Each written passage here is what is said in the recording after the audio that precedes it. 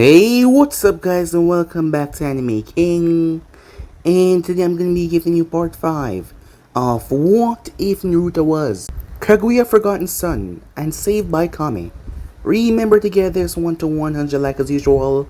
Share this to all of your friends on your social media platform. And also guys, remember if you're new, go ahead and check out Anime King 2, Anime King 3, and Anime Prince. Yes, that's right, I did have 4 channels that I post what if on every single day for you guys to enjoy. So go ahead, check them out, and yeah, enjoy. And don't forget to go ahead and turn on the bell notification so you can see exactly when I post.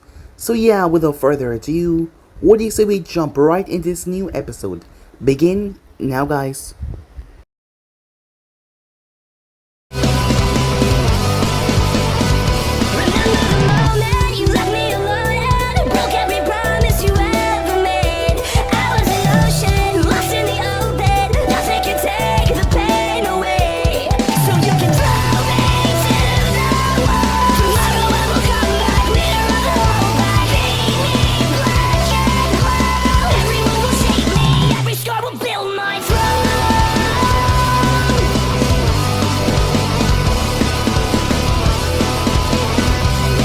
So the last part we left off, Yasaka was trapped in an ice dome by Haku, and she was trying to protect herself.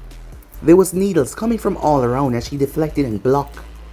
While that was going on, Yuako was facing off against Aoi, another hired missing named by Gato, as he had the Thunder God blade, while Hinata was defending Tazuna against the army of bandits that had come with them. As they realized that Team 7 was a lot stronger than they thought, so they had to have extra backup, as Zabuza clashed against Kakashi. Naruto arrived on the bridge as he jumped over Aoi's head. He arrived where the crystal dome was. Yasaka was about to use the power inside of her to free herself, however. Seeing Naruto there, she started to panic and turned towards him, and that gave Haku the opportunity to hit her right in the neck, and she stopped breathing. The paralyzing state of death, as Naruto thought that she was dead, and he lost it. The seal on him exploded, however it activated negatively as he found himself in a strange place. It was elegant and well decorated. A woman was sitting there, she told him to sit. He told her that he didn't have time for this as he had to get back. However, she said a word, his mother. No, that was rather surprising. She knew his mother as Naruto turned towards her. It was none other than Kami.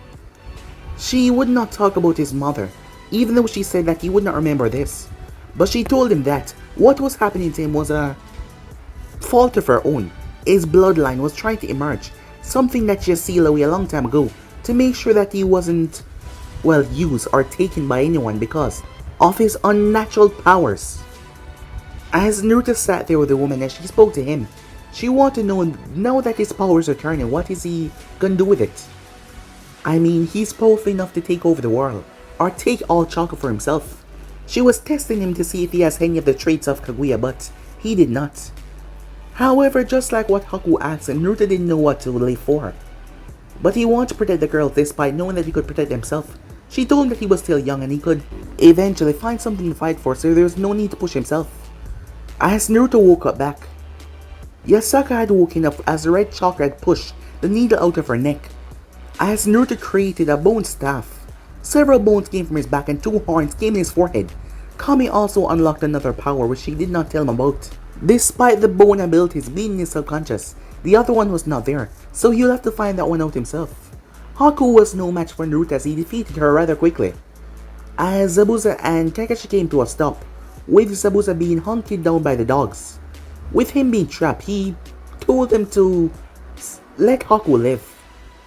He can die for what he cares. Just let her live and he will tell the kid what that was. He then told him that it was a Kaguya. It was what he expected from the beginning when his sword was unable to pierce Naruto's skin. As the Kaguyas were a people of, well, they were psychotic. Their clan was known for war and chaos. That is why they were exterminated first. Gato came on the bridge as Zabuza was freed. The team then rallied up as they wiped out all of the missing ninjas. Once that was over, they returned back, as Zabuza had no need to fight them now. As Naruto asked why don't they just come back to Konoha, that was a good idea. Once the team left the land of Wave as heroes, they returned back home, as Hiruzen spoke to them. As he also spoke to the others as well, as Haku would like to have a home here as well, so they agreed. 1 month passed after that. They moved into the apartment next to theirs. Haku was an amazing cook, so they came by every now and then. Zabuza was now a jonin within the village, as Anko, one that was rather psycho, was always chasing after him. Yasaka had good news though, as she had to quickly left out, because Jiraiya of the Sanin was here. He promised to teach her something when he came back, but the first thing he had to go and do was peep on the ladies. That is why she kicked him right in the hot tub, as the girls all turned towards him and started to beat the crap out of him. So yeah guys, basically as we left off, you guys can switch across the playcheck of yourself, and also remember to stay tuned for the rest of what is coming your way, and I hope you guys enjoy each and every one of them. So yeah, without further ado, what do you say we jump right into the new episode guys? Start now. Yasaka was leaning against a tree filing her nails when Jiraiya showed up. What? She said, seeing the look that he was giving her. I didn't do anything. Of course not. You just distracted me so I would lose focus on staying hidden. You know, when Sarutobi-sensei told me that, he had a promising Fuinjutsu student for me to teach.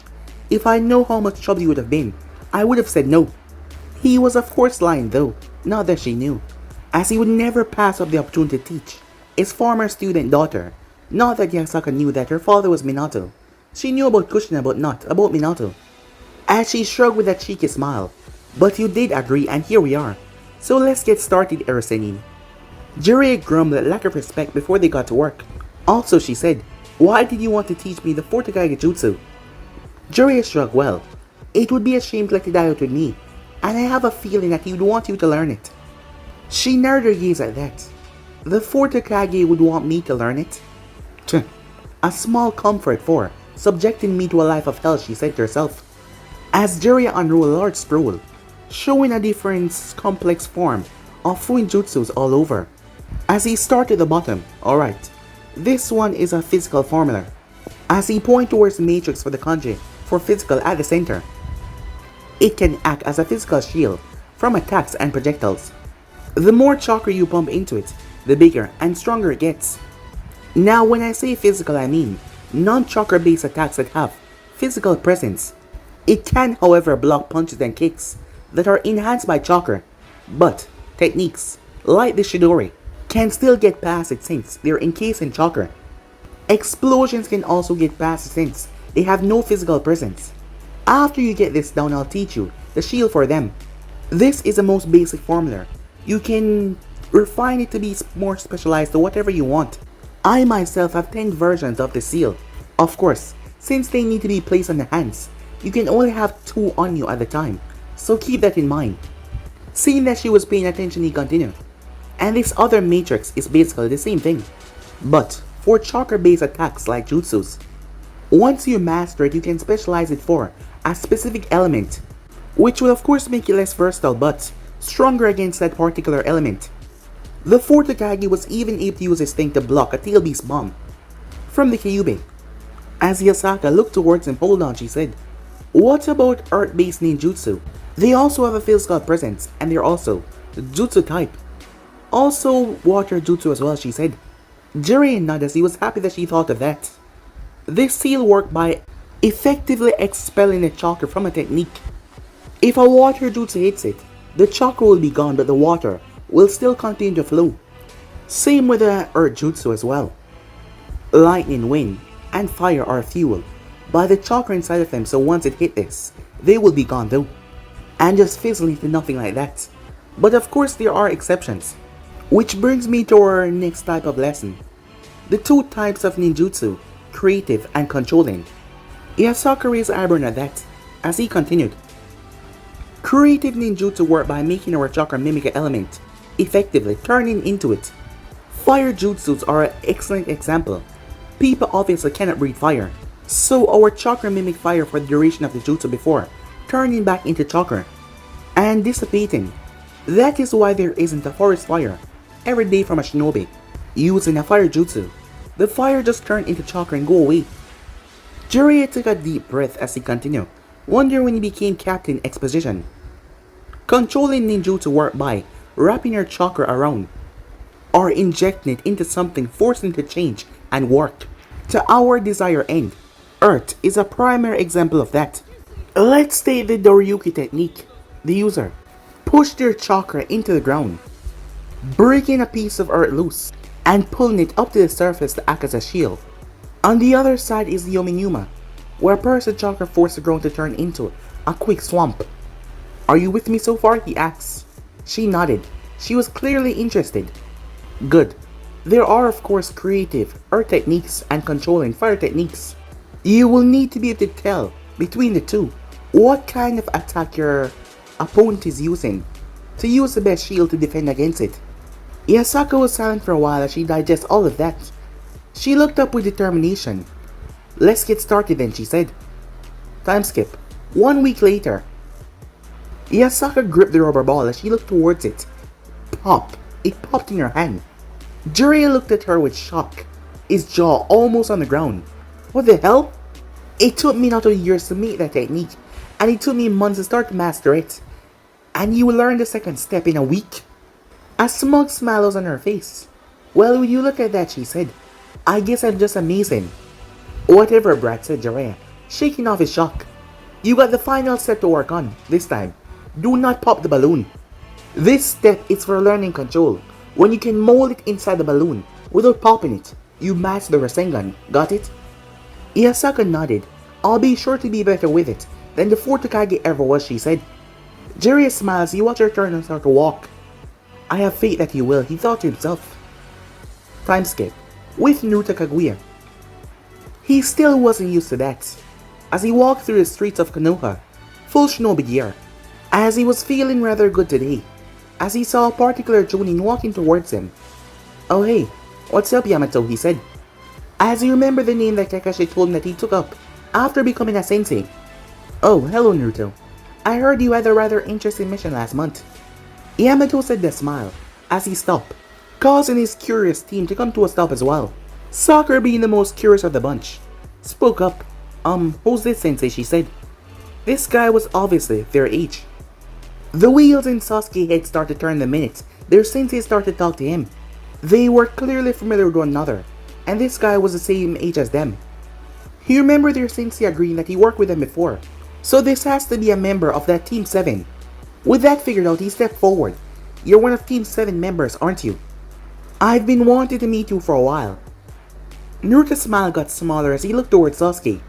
He did not like Sasuke one bit, especially for the way that he ignored Iwako. And if it wasn't a family thing that she told him, he would have beat the living hell out of Sasuke and made him listen to his sister. Still, there was no reason for him to be antagonistic. Yes, that I am. Naruto Kaguya. How may I help you? Sai was just content to watch this whole thing play out. It was clear that Naruto had some negative emotion towards Sasuke, judging by his body language. But Sasuke didn't seem to have noticed. However, Sakura could feel it as well. Sasuke wanted to test the members of Team 7, as there was a bit of tension in the air. Sasuke gave a small smirk. My name is Sasuke Uchiha, and I've been wanting to challenge one of you to a spar. Yamato Sensei said that you guys are the strongest genins within the village. I happen to doubt that, Sasuke said, giving Naruto a challenging gaze. Well, I would be happy to spar with you, Sasuke-san. But I have a meeting in a bit, so I can't afford to waste any time. So I guess I'll have to take a rain check on that. See you later, Yamato, said Naruto as he started to walk away. Sasuke watched him leave with a twitch of the eye. He has waited weeks to test himself against someone. I suppose it's for the best. You need time to prepare to fight someone like me anyway. I don't blame you. As Naruto's footsteps came to a stop, normally, he was not one to be, drawn into a bait like that. But from what he had heard from Iwako, Sasuke was truly arrogant. He really needed to be taken down a peg before he got himself killed. Naruto knew that Sasuke was above the level of a normal genin, but he wasn't as strong as he thought he was. Alright then, Sasuke-san, he said. How about this? When you can punch me and make me flinch, I'll give you the spar that you want. The three genins were confused by that proclamation from Naruto. Yamato just watched right now. It was just the start of a small rivalry between them. If it got more heated, he would step in. Sasuke narrowed his eyes. Was this guy mocking him? Did he really think that he's so weak that a punch from him would not make him flinch in the slightest? Sasuke simply could not let that slide, so with that he shoot forward and threw the strongest punch that he could right in Naruto's face. As he intended on teaching him a lesson, a small shockwave came from the punch, gathering civilian people around. However, Sasuke's smirk died away as he realized something. Naruto had not moved a single bit. He was standing there like a statue even as his fist was pressed against his nose. He did not move. Sasuke pulled his arm back. There was not even a single mark on Naruto's face. Not bad, Sasuke. That was harder than I thought, but you will need to be a whole lot stronger if you want to scratch me. As he turned and started to walk, keep practicing. Maybe one day you will get that spar, he said. Sakura inside was shocked as hell. Naruto had taken the blow, without any indication of being hit at all. None of them seemed more shocked than Sasuke, as he was simply staring after Naruto. He can't comprehend the fact that he had hit him, and yet, he didn't even move. Alright, said Yamato, I think that is enough excitement. We have a mission to get to, so come on you three. Sasuke gritted his teeth, as he realized his hand was hurting. Punching Naruto had actually hurt his hand. The distance between them was far larger than Sasuke thought. He assumed that they would be about even, maybe Naruto would be a bit stronger, but not by that much. Sasuke, are you coming? Sakura asked, after looking back to see him still standing there. As he took a deep breath, he would just get stronger then, he thought to himself. Time skip. Hinata raised her eyebrow and she looked towards Yasaka, who was staring at her blade Yumi. Still having trouble, she asked, as they stood outside the Hokage's office, waiting for the meeting between their sensei and the Hokage to be done with. Yasaka sighed. Yes, she said. No matter how much I try, meditating, going through katas, Yumi just won't accept me. I just don't get it, she said. Soon after receiving the Uzumaki scroll from Hiruzen, she realized that Yumi and its sister sword, Akuma, wasn't just her mother blades. They were the ancestral blades of the Uzumaki, and they had been worn and used by the Uzumaki clan head founder. They had special abilities that could be activated once the sword deemed you worthy to use them. Yasaka immediately tried to work with Yumi. However, no matter what she did, the blade just wouldn't accept her. I just don't get it.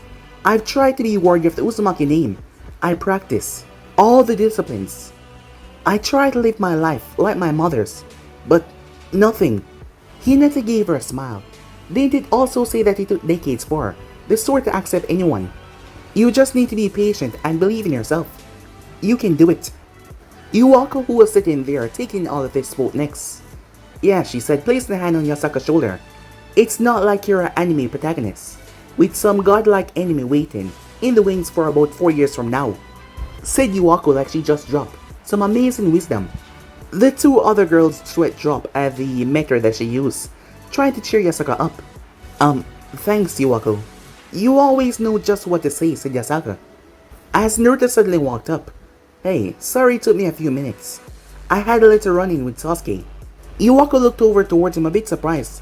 What happened, she said. Relax, said Naruto. Nothing happened. Well, nothing significant. As he told them what happened. And then I left, that's all, he said. Yasaka smirked. Wish I could have seen the looks on their faces when it happened. You certainly don't do things halfway, do you, Naruto-kun? Always a flair with the dramatics, said Hinata. Iwako looked towards Naruto with a softer look. Please don't try to antagonize him, she said. I want to help him through this, not force him to do what I want. Don't worry, I won't hurt him. Unless he actually gets a spar. Well then I will. As Iwako smacked Naruto for that. I'm kidding. Maybe not, he whispered. As the four of them waited for Kakashi. So, what do you guys think the next mission is gonna be, said Naruto. Well, don't get your hopes up.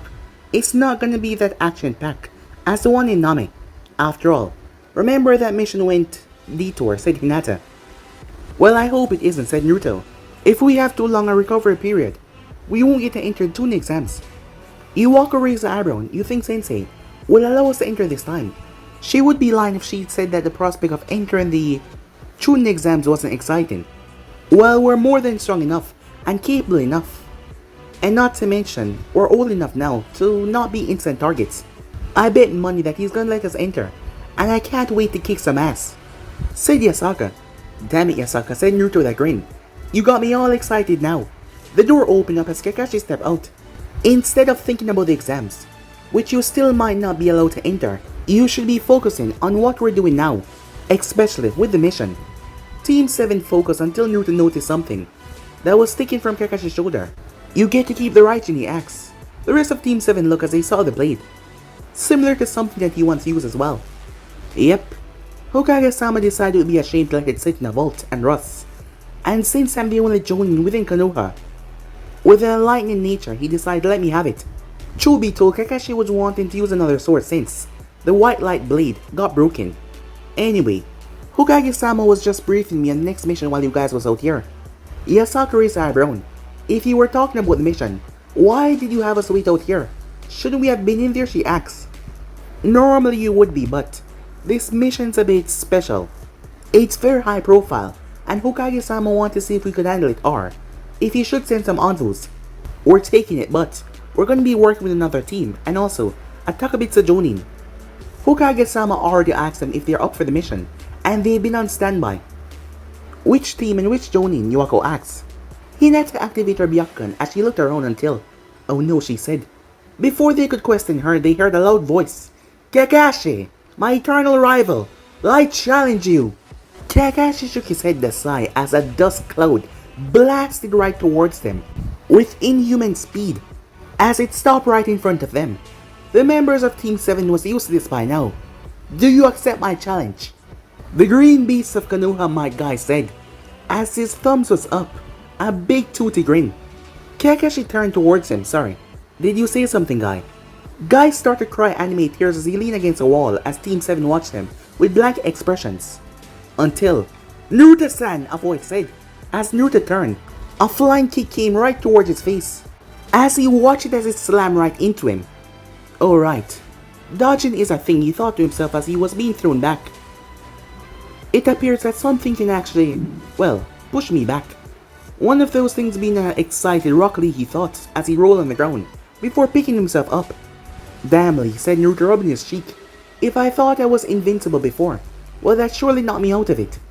Rock Lee, in all of his miniature, guy glory, gave Naruto a nice guy pose. When I had heard that you awakened a new Genkai that made your body much stronger, I had to see it for myself, and also test it, said Lee. Lee jumped into his fighting stance before. Tintin appeared and smacked him over the head. Lee, you can't go around and kicking people. Just ask for a spar like a normal person. She sighed as she looked over towards Naruto. You okay, she asked. Yeah, I'm fine, said Naruto. Also, Lee, if you really want spar so badly, I would be happy to once we're done with this mission. That seemed to satisfy Lee as Neji joined them. The friendly atmosphere got a bit of tension as Neji pulled up. Neji, Hinata politely greeted him. Hinata-sama, he said. You could hear the bit of disdain in his tone as he dismissed her and turned towards Naruto. I heard that you awakened a nearly extinct Keiki Genkai. It seems like every dog does have its day. You know, if you keep on kicking a dog, it's gonna bite, said Naruto, as he gave Neji a glare. Well, if you want to do something, by all means, Neji said. It's Byakugan activated. You know, I can take a fair bit amount of Jayugen strikes. Even before, there's no telling how much I can take now. You wanna have a little test, said Naruto, as two horns started to grow out of his forehead. After all, I would love to smack you down a peg. That's enough, you two, said Guy. If you want to test each other, you can do it on your own time, but today, we are here for a mission, a collaboration together. So you two get along, he said. The two of them turned their head as he deactivated their bloodline. Kakashi let out a small sigh. I got a feeling it's gonna be a long mission, he thought. Well, now that we got the introductions out of the way, we meet at the sound gate in an hour. So why don't we all get packing? This mission's gonna take a week or more, so pack for it. I might be a bit late. I'll be picking up our last teammate. With that, he was gone. Time skip. 1 hour later. As the Genins were waiting around, they were waiting for Kakashi and their last member to arrive. So, what kind of mission do you think it is, said Tenten.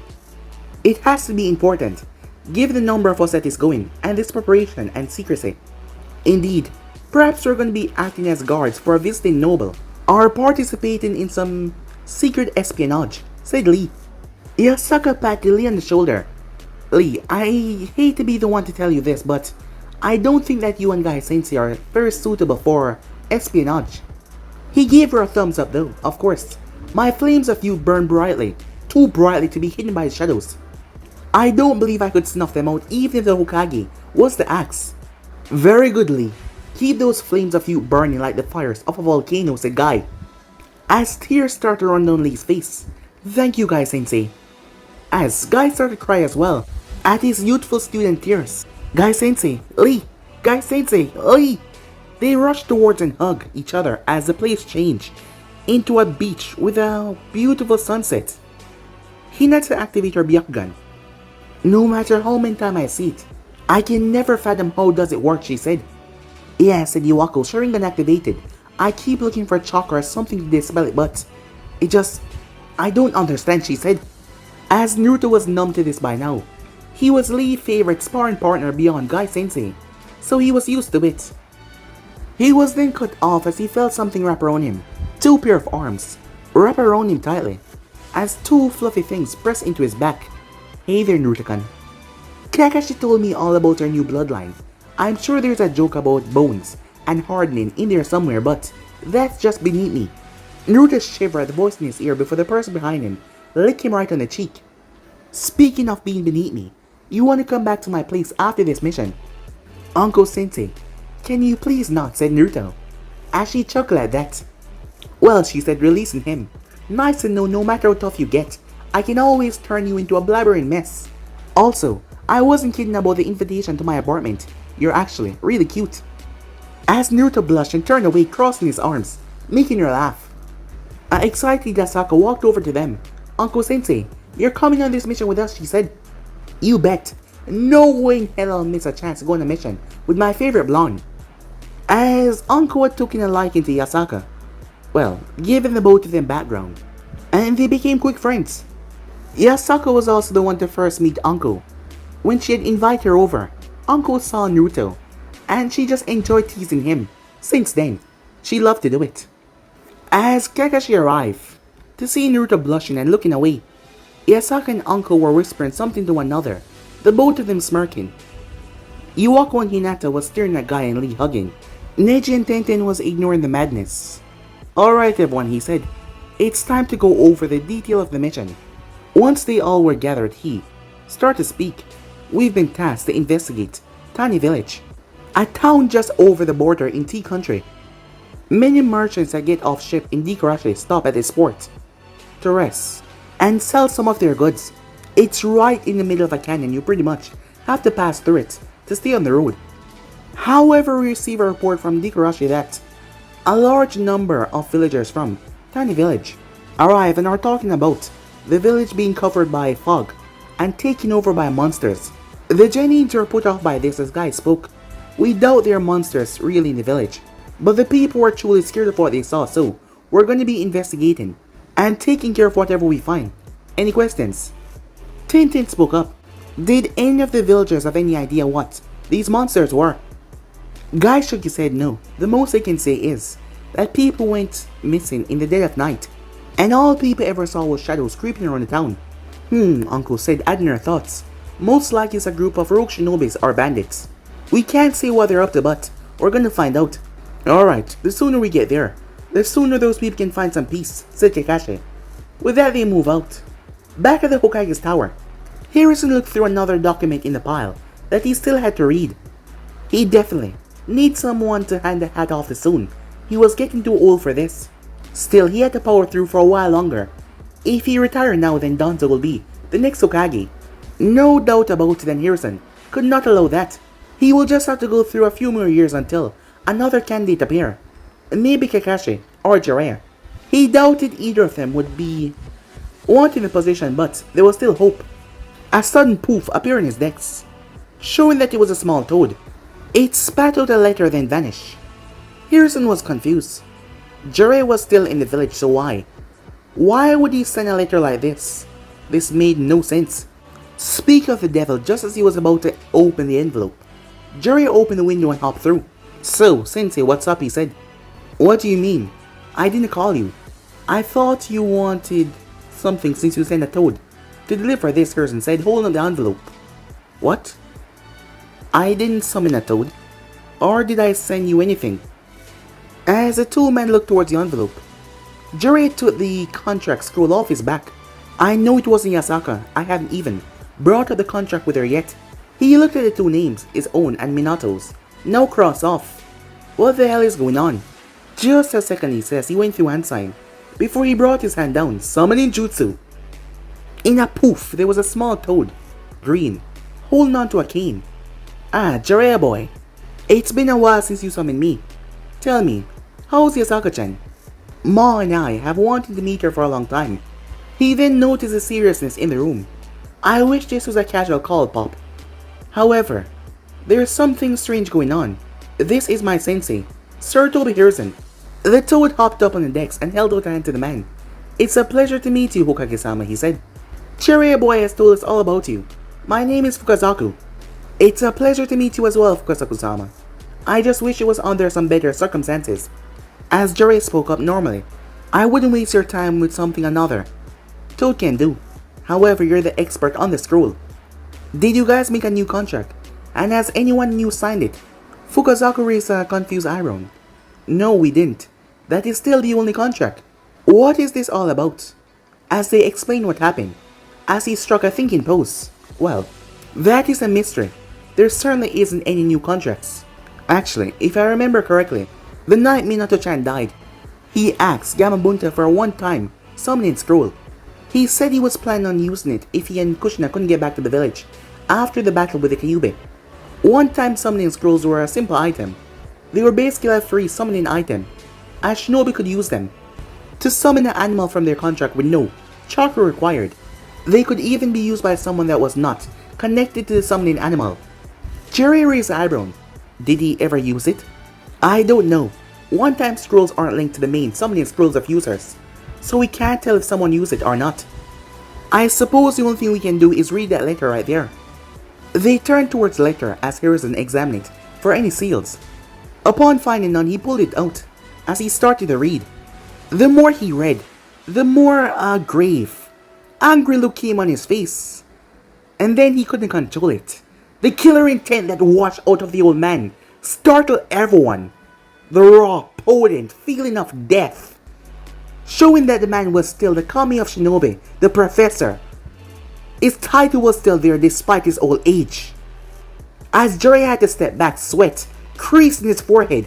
Sensei, what's wrong? He asked. Hiruzen did not speak as he had the letter over his hat, shadowing his eyes. Fukazaku leaped on his shoulder and started to read as well. Jiraiya's eyes went wide in shock as he looked at the name at the bottom. Fukazaku spoke up. I'm sure that you both know that there's more than one way for someone named to be stricken from a scroll. I see then, Hiruzen said, so we're all on the same page. The two of them nodded. There will be hell to pay once Yasaka returns, Hiruzen said in a cryptic way. This was truly, really bad. Time skip. A few days later, T-Country. Team 7, 9 and Anko were standing at the edge of the crater. As they looked down towards the village, they were sent to investigate. It was a rather good-sized village. They got a lot of traffic. They were nestled right in the canyon. However, the sight was ruined by the fog that swallowed from the top straight down. There was so much fog in the area. The fog is definitely laced with chakra. It's similar to the Kiri Jutsu, Hinata said, as Neji deactivated his eyes as well. It seems we'll have to cut off the source to remove the fog. Kakashi hummed in thought, so we're definitely dealing with shinobis. Alright, we'll set up base camp up here. We'll need to split up to search city. From what the information said, there are 3 districts to the village: professional, residential, and business. We'll search those districts before meeting at Town Square. As Guy gave his usual smile, the professional district is basically the town square, where the town hall, the bank, the hospital are located. Lee, Iwako, Hinata, you're with me.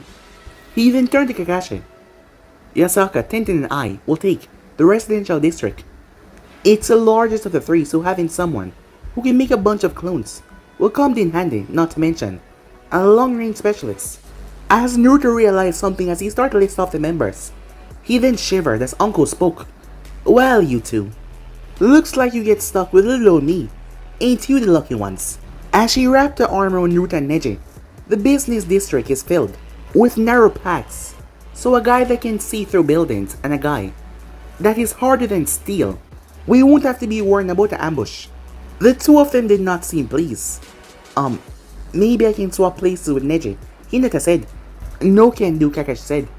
You are the medic, so having you in a central area will be for the best. With that said, he turned towards the other two. You two need to work together. This is a co-op mission, so you two behave, he said. As Neji looked at Naruto. For this mission only, he said. Fine, said Naruto as Neji extended his hand. As they shook hands. For this mission only, said Naruto. Time skip. Once they got into the fog bag, it seemed to thin out. As Iwako looked around, Sharingan activated. She was currently moving slowly through the second floor of the Mirror Mansion. She was ready to defend herself at any time as she looked around. The Mirror and his wife were the last people to be taken before everyone else fled. She opened the door to the master bedroom as she moved inside, Lee and Hinata moving in behind her. See anything, Hinata-chan? No, nothing. We're clear, she said. Due to the fog, her range was limited and she couldn't see the points of someone unless she was right next to them. But at least she could still distinguish people within the mist. As he looked around the bedroom for a few seconds, the bed has not been made, also the windows have marks on the outside. Looks like someone pried it open, probably with a kunai. Lee came back as he was carrying a small leather book. I believe I find the Mirror's journal. Maybe it has a clue as to what happened, he said. As he cracked it open and started to look for the nearest entry to what happened in the kidnapping as he started to read out loud. Tuesday, July the 23rd.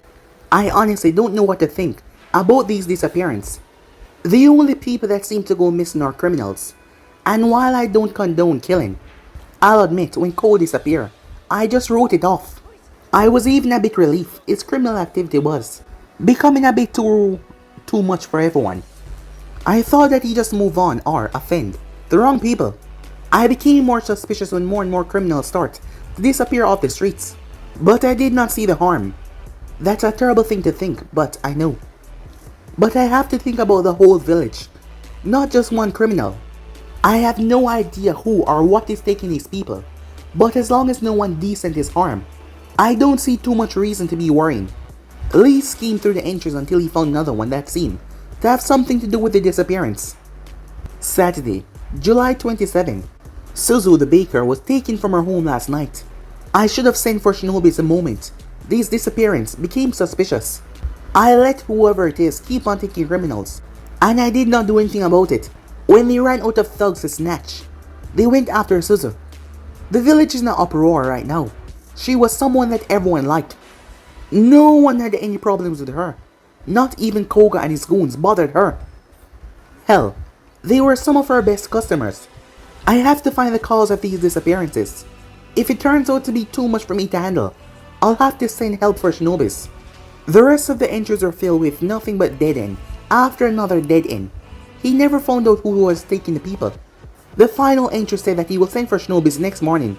Obviously though, he was too late. The three exit as they saw a guy in the square. Having looked through the town hall, he was looking through the mess with narrow eyes. Did you find anything? Iwako shook her head.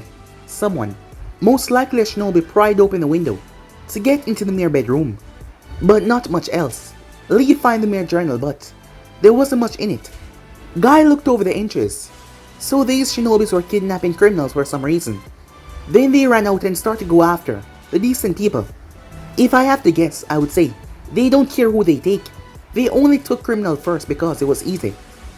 Seeing that no one would bother worrying about the thieves or the goons. But once they ran out, they started to take anyone they can get their hands on. Lee hummed in thought. Guy Sensei, if we're really dealing with shinobis, why would they let the rest of the villagers escape to tell other shinobis? I'm not sure. It could be that the villagers panicked and ran out of the blue, and the kidnappers didn't have the proper precautions to kidnap all of them. Or perhaps they simply didn't care if villagers left. It's possible that they finished whatever they were doing and left, leaving this mess behind.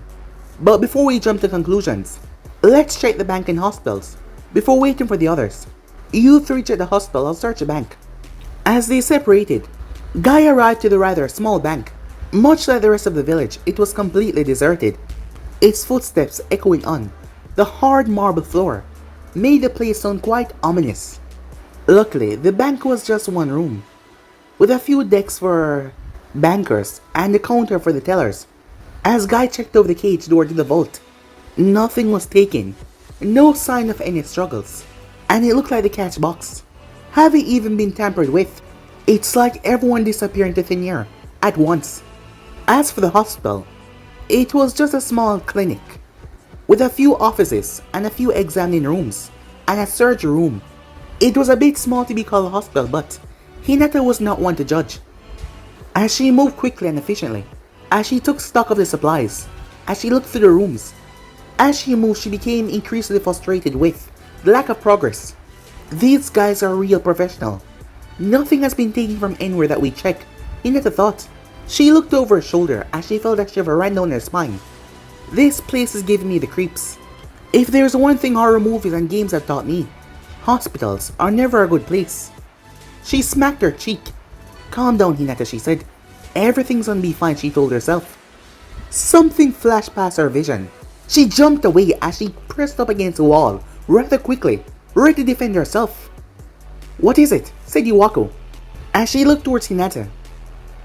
I guess this place has you a bit on edge, huh? She asked. Hinata placed her hand over her chest. Yeah, sorry. I think this place is starting to get to me, she said. I get you. The silence is deafening. Once you're alone, said Iwako. So, found anything interesting? Nothing. It doesn't look like anything is missing. And all the basic room supplies are in the room cupboards. Let's go see if Lee found anything. As Iwako nodded, I think he went toward the storage area, which is back here. As he came across Lee, as he was exiting the storage area. You find anything, Lee? Iwako asked. She noticed a strange look on his face. Hey Lee, you alright? She asked. Lee took a shaky breath. Yes, I'm alright, but as he looked back, Hinata took his hand. Come on, she said. Let's take a minute to rest at the entrance. Seeing that something had highly disturbed Lee. Lee, who was always happy, now he was out of his wits. Iwako decided to go and investigate. As she reached the bottom, her eyes went wide in shock as she understood why Lee was so shaken up. Blood and bodies was in the basement of the hospital like a butcher shop, hanged up on hooks, strapped to the walls were body parts, organs. Iwako took a few steady shaking breaths. What kind of monster, she thought, would do something like this? As she saw the brains floating in jars. Suddenly a scratching sound entered her ear. She spun her own Sharingan flaring to life.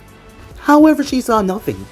Her hand started slowly release smoke as she was going to burn the entire room up. However, a small rat ran from underneath the counter as she released a breath. As she kept on moving backwards until she bumped into someone, she spun and threw her fists. However, it was caught. She released her breath once again. Guy-sensei, I'm sorry, she said. It's alright, he said. Just head back to the entry with the others. As she nodded and made her way up, Guy looked over as he wondered what kind of monster would do this. The first thought that popped into his head was Orochimaru, but he dismissed it after a bit of thought. The snake's sounding was twisted. However, he at the very least knew to keep his place organized, and not to mention, he always keep himself clean out of anything else. He never wanted to be found, that is why he always get rid of all the evidence. So Guy doubted that Orochimaru would be the one to leave so much evidence behind to show his whereabouts. No, he wouldn't do that. The person that worked here, though, he didn't care about anything. Bodies and blood, everything was just mixed up together. And the tools. After a few minutes, he arrived back to the main lobby, where the Genins were located. I think that's enough, he said. Let's head back to the square and wait for the others. As they nod and file out with the other group. I don't know about you two, but this fog give me the creep, Uncle said, as she looked towards her two companions. As Neji moved his hand over a group of tracks. I will admit, it's a bit unsettling. No one has walked these streets for at least a week. Then again, if we're dealing with enemy shinobis, then they would not use the roads. As he looked up towards the top of the building, as he saw more tracks. There are signs of shinobis using the roof, he said. Alright, said Uncle. I want you and Naruto to search major districts while I check out the tracks. They nodded as they split apart. As Naruto and Neji made their way down the road, it was really hard to see anything with the fog. As they came across one of the largest buildings within the district, there was a wooden fence there with a small gate. As Naruto pushed it open, I got a bad feeling about this place. As Neji followed behind him, feelings mean nothing, unless there is a reason behind them. You're just letting the atmosphere get the better of you. As he used Byakugan to look around, he discovered something. There's a small tripwire at the bottom of the door. Oh, so what were you saying about my bad feeling again, said Naruto. A small smirk tugging at his lips. Once they got a good look at the building, Naruto groaned. Tiny orphanage, he thought. Of course it's an orphanage. That's one of the worst places that go in a horror movie, second after the hospital. Would you like me to go and find Hinata-sama for you? I'm sure that she'll be more than happy to hold your hand while we go into the big bad building, said Neji in a mocking tone, as he walked past Naruto and carefully opened the door, making sure not to trip the wire. It was hooked up to a kunai throwing trap, as Naruto stepped forward and placed his foot over until he stepped on the ground. Wait! As the second his foot made contact, there was a clicking sound, as shurikens were launched towards him. However, he simply held up his hand, as they all deflected off his body because of his bloodline. How did I not see that? Neji jerked his attention down towards the ground. It was a seal. The wire was just a decoy. There looked to be other seals hidden under the floorboards. We have to be careful. Alright, just stay behind me and look out for more traps, said Naruto. I'll be the shield if we need one. So they continue moving slowly through the hallway and the rooms of the orphanage. Along the way, Neji pointed out the traps as Naruto launched bone spikes to set them off. Does anything seem really strange about these traps to you? Wire nets, kunais and shuriken launchers. None of them are particularly robust. I mean, in these close quarters, I would set up at least a couple of explosives. That would surely get the job done. It's almost like who set them up didn't want to heavily damage the building. I'm impressed, said Neji. You can think without your fists.